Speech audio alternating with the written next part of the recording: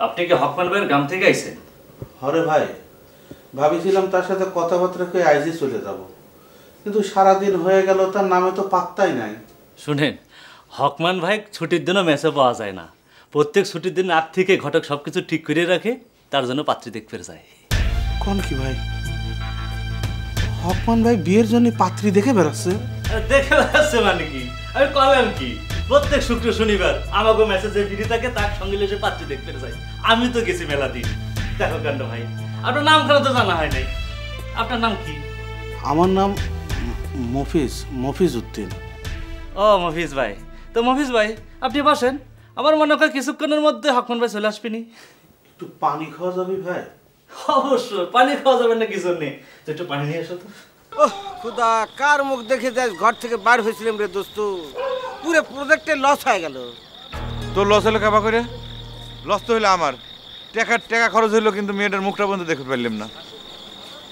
একটা কথা করছি, কিছু মনে করিস না দোস্ত।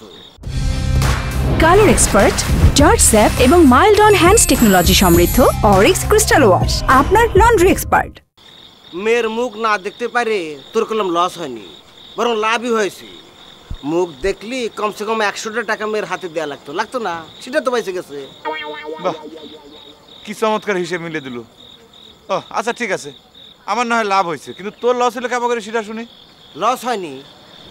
আরে বেটা, পাত্রী দেখবে যাই তো ভালো মন্দ খাওয়ার জন্যে, আজ ভালো মন্দ তো দূরের কথা, 1 গ্লাস কাঁচা পানি পর্যন্ত খাবার দিলে না।